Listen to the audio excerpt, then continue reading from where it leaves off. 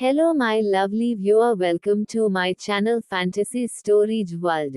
I hope आप सब ठीक होंगे। आप सब अगर चाहते हैं कि इस स्टोरी के एपिसोड आगे भी अपलोड हो तो वीडियो को एक लाइक कमेंट्स शेयर कीजिए और साथ ही मेरी YouTube channel fantasy stories world को सब्सक्राइब करें।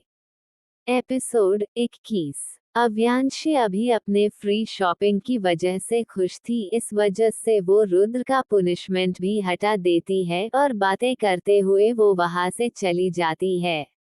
अव्यांशी के कान में ब्लूटूथ था, इस वजह से किसी को भी इस पर शक नहीं हो रहा था। अव्यांशी के जाने के कुछ मिनट बाद एक लड़की जिसने खुद को पूरी तरफ से कवर किए हुए थी वो निकलती है। फिर अव्यांशी जिस तरफ गई थी उस तरफ देखते हुए अपने फोन में बनाए हुए वीडियो को किसी को भेज देती है। इधर अव्यांशी उस स्टोर से निकलकर इधर उधर घूमने लगती है। वो काफी खुश लग रही थी। उसका खराब मूड भी अब ठीक हो चुका था। वो गाना गुनगुनाते हुए चल रही थी। तभी उसकी नजर कुछ दूरी में पड़ती है जहाँ पे का स्टोर था। वहाँ पे बहुत ही अच्छे अच्छे बाइक्स दिखाई दे रहे थे जो काफी ब्रांडेड और एक्सपेंसिव थे। अव्यांशी को दूर से ही वे बाइक्स पसंद आ रहे थे, इसलिए वो अपने तेजी कदमों से जल्दी जल्दी उस स्टोर के तरफ जाने लगती है।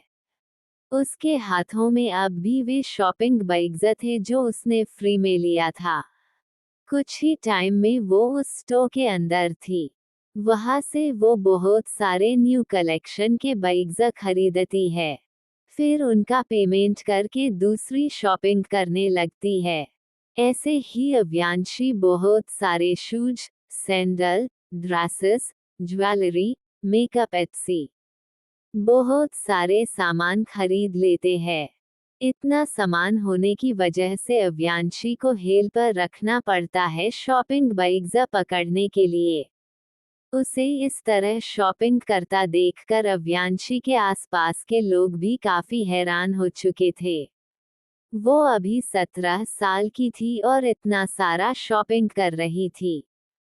कुछ देर बाद विहान, अंश और अंशिका भी अव्यांशी के साथ थे।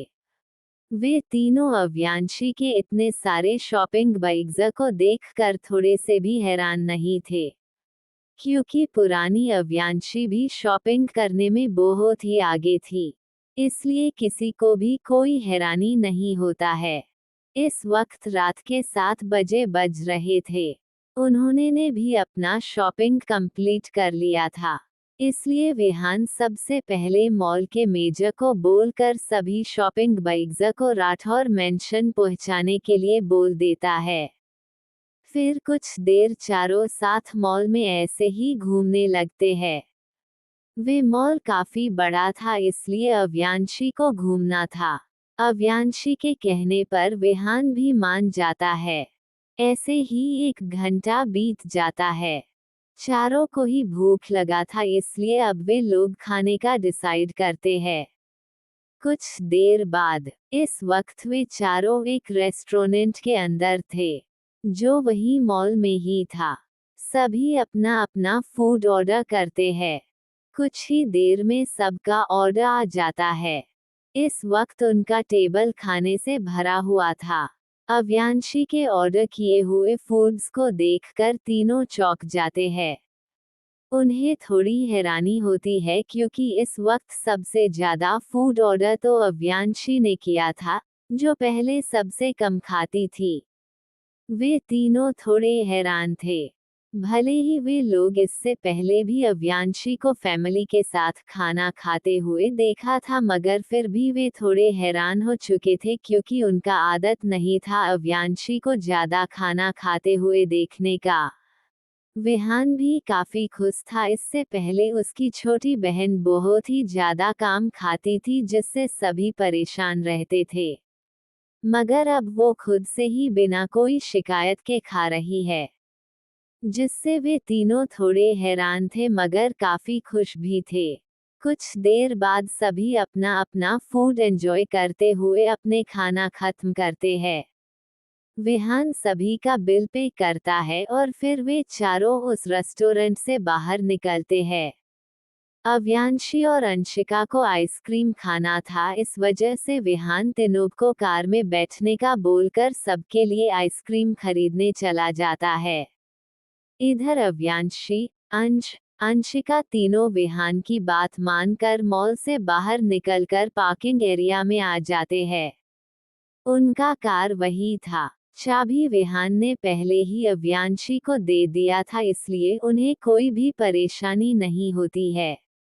तीनों जाकर अपने कार में बैठ जाते हैं।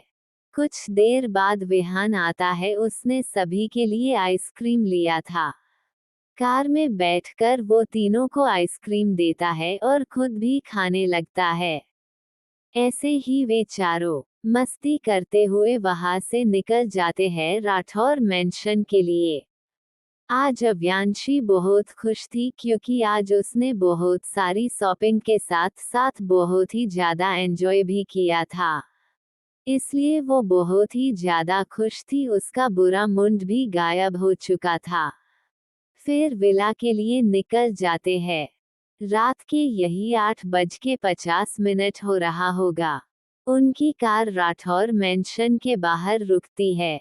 अव्यांशी, अंशिका और विहान चारों मस्ती करते हुए कार से बाहर निकलते हैं और मेंशन के अंदर आते हैं। मगर अंदर का माहौल देखकर वो चारों एकदम शांत हो जाते हैं। वहाँ का माहौल ही बहुत अलग था। इस वक्त लिविंग रूम में अव्यांशी के दादू, दादी, मोम, डैड, उसकी छोटी माँ, अभय, विवेक, साथ ही कुछ निकस साइड में खड़े थी सर झुकाकर।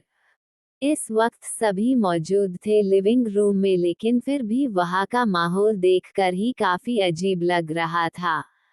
ऐसा लग रहा था जैसे उनके गैर हाजिरी में कुछ तो हुआ है मेंशन में, क्योंकि इस वक्त अव्यांशी की मोम अनिता जी रो रही थी, जिन्हें अभिषेक जी उन्हें चुप करवा रहे थे।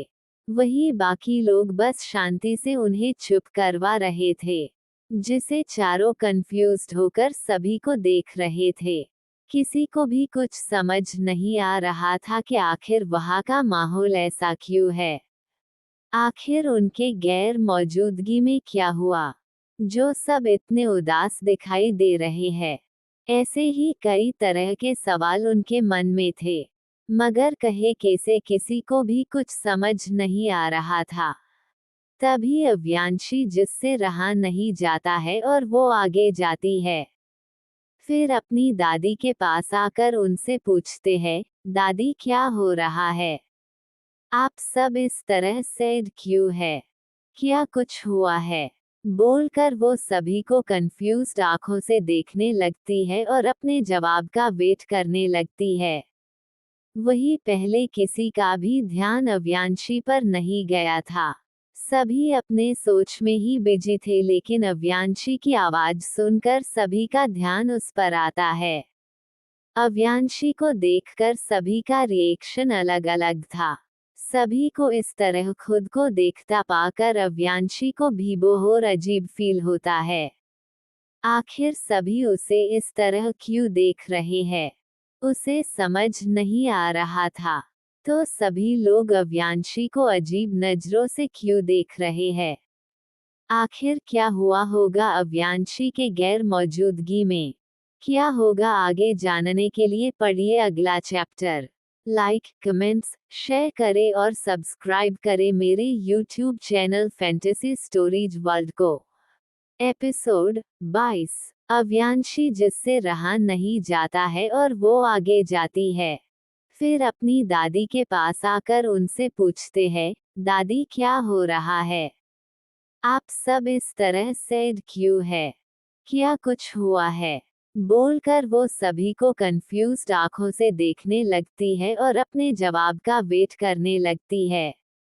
वही पहले किसी का भी ध्यान अव्यांशी पर नहीं गया था। सभी अपने सोच में ही बिजी थे, लेकिन अव्यांशी की आवाज सुनकर सभी का ध्यान उस पर आता है। अव्यांशी को देखकर सभी का रिएक्शन अलग अलग था। सभी को इस तरह खुद को देखता पाकर अव्यांशी को भी वो अजीब फील होता है। आखिर सभी उसे इस तरह क्यों देख रहे हैं? उसे समझ नहीं आ रहा था। अव्यांशी के सवाल पर अभी दादी जी कुछ बोलती उससे पहले ही अनिता जी जो रो रही थी वो भी चुप हो जाती है और अव्यांशी के पास आकर गुस्से और नाराजगी के साथ बोलती है, अव्यांशी तुम ऐसा कैसे कर सकती हो? सोनम तुम्हारी बहन है। भले ही तुम उसे अपनी बहन नहीं मानती हो लेकिन तुम उसके साथ बुरा बिहेव नहीं कर सकती हो। आखिर तुम्हें प्रॉब्लम क्या है सोनम से? हर वक्त तुम उसे परेशान करते रहती हो। हमने तुम्हें हर चीज दिया जो भी तुम्हें चाहिए होता था लेकिन फिर भी तुम हमेशा सोमन से लड़ते रहती हो। आज तुम्हारी वजह से सोमन हॉस्पिटल में है। अगर तुम उसे हर वक्त परेशान नहीं करती तो वो घर छोड़कर नहीं जाती और ना ही उसका एक्सीडेंट होता। आज तुम्हारी वजह से वो बेचारी मासूम सी बच्ची हॉस्पिटल में है। आखिर तुम चाहती क्या हो? तुम्हारी वजह से पूरी फैमिली परेशान रहती है, जहाँ भी जाती हो सिर्फ परेशानियां खड़ी करते रहती हो। फैमिली के नाम को यूज करके तुम्हें सिर्फ लोगों को बुली करना आता है। अनिता जी गुस्से के साथ बोले जा रही थी। उन्हें जरा भी ये ख्याल नहीं था कि उनकी बातों से अव्यांशी को कैसा फील हो रहा होगा। वो बस गुस्से में अव्यांशी को डांटे जा रही थी। वही अव्यांशी के आंखों में आंसू आ चुके थे। उसकी हिम्मत ही नहीं हो रही थी कुछ बोलने की। इस वक्त वो चाहकर भी कुछ बोल नहीं पा रही थी। उसके दिल में दर्द हो रहा था अपनी माँ की बात सुनकर।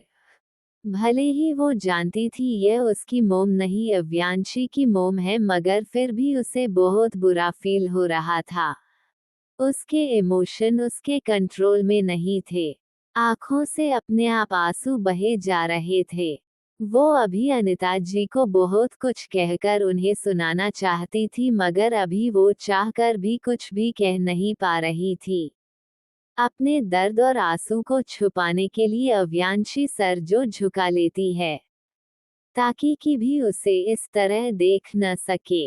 लेकिन दादाजी और दादी जी से अव्यांशी के आंसू छुपे नहीं थे। उन्हें अव्यांशी का दर्द अच्छे से महसूस हो रहा था। अव्यांशी को इस तरह देखकर दादाजी और दादी जी को भी बहुत बुरा फील होता है। अभी अनिता जी आगे और कुछ बोलती उससे पहले ही दादाजी उन्हें रोक देते हैं और श्रुति जी को कुछ इशारा करते हैं, जिसे समझकर श्रुति जी आगे आती है और अव्यांशी को प्यार से समझाते हुए अपने साथ लेकर ऊपर चली जाती है। अव्यांशी का मन भी काफी उदास था।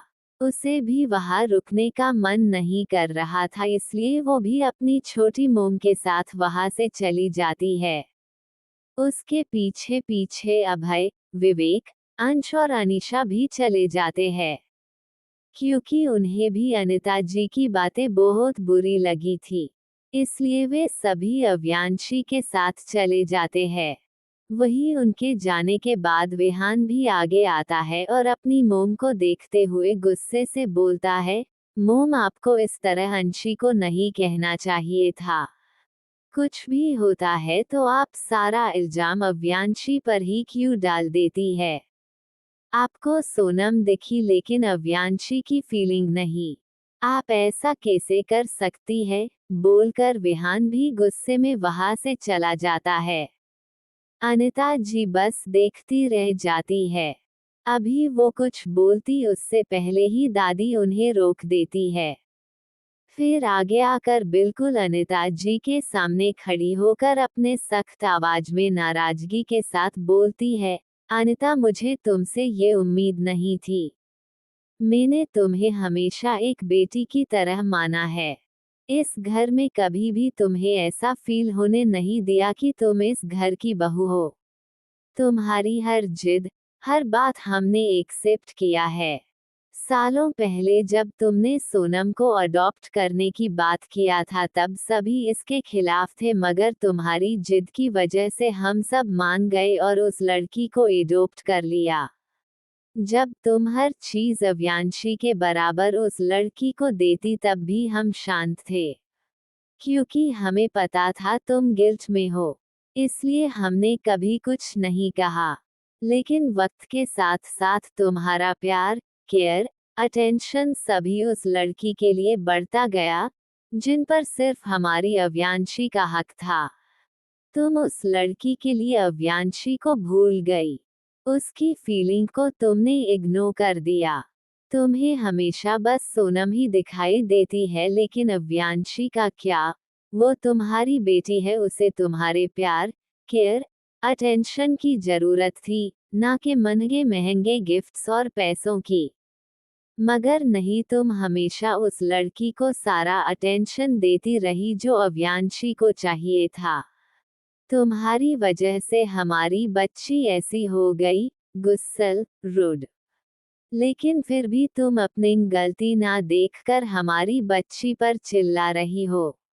अगर हमें पता होता न उस लड़की को अडॉप्ट करने से ऐसा होगा तो हम कभी तुम्हारी बात नहीं मानते।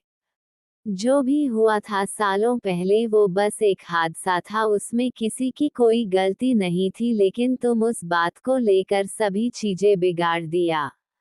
आज तुमने अव्यांशी को डांटा, वो भी उस लड़की के लिए, लेकिन क्या तुमने ये सोचा कि तुम्हारी बातों से अव्यांशी को कैसा फील हुआ होगा? बिना उसकी बात सुने तुम उस पर चिल्लाने लगी। कम से कम उसे बैठने देती, अभी वो बाहर से आई थी। आज तुमने हमारा भरोसा तोड़ा है, हमें तुमसे यह उम्मीद नहीं थी। ये बोलकर दादी जी वहां से चली जाती है। उनके पीछे दादाजी भी चले जाते हैं। वही अनिता जी के आंखों में आंसू आ जाते हैं अपनी सासू माँ की बातों को सुनकर। आज पहली बार उन्होंने ने उससे इस तरह सख्त आवाज में बात किया था। इससे पहले कभी भी ऐसा नहीं हुआ था जो दादी जी अनिता जी पर गुस्सा हुई हो। सभी के जाने के बाद अनिता जी रोते हुए अभिषेक जी की तरफ मुड़ती है और बोलती है, अभी इसमें हमारी क्या गलती है?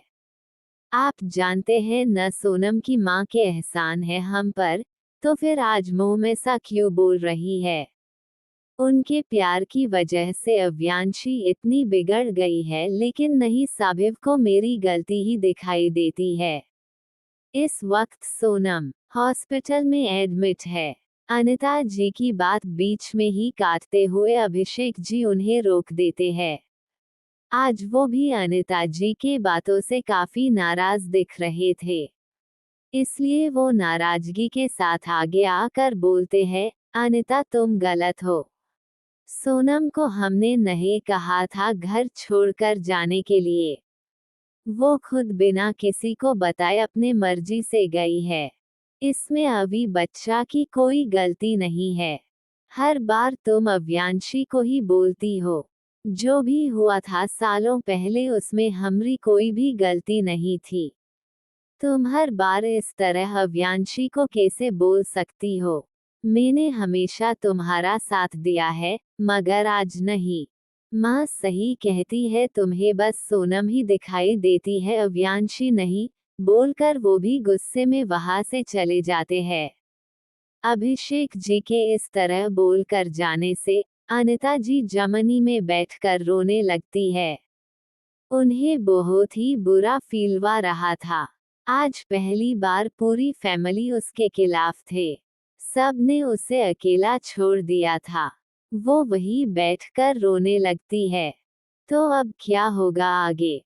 आखिर क्या हुआ था सालों पहले? क्या राज है सोनम की मोम का? क्या करेगी अब अव्यांशी? क्या करेगी अनिता ही आगे? सभी सवालों के जवाब जानने के लिए पढ़ते रहिए कहानी का अगला चैप्टर। लाइक, कमेंट्स, शेयर करें और सब्सक्राइब करें मेरे YouTube channel fantasy stories world को। अब नेक्स्ट एपिसोड आपके रिस्पॉन्स पर डिपेंड करता है। Thanks for watching. Show your love or support. Also take care of yourself. Throwing kisses. Smile with a halo. Subscribe. Subscribe. Subscribe.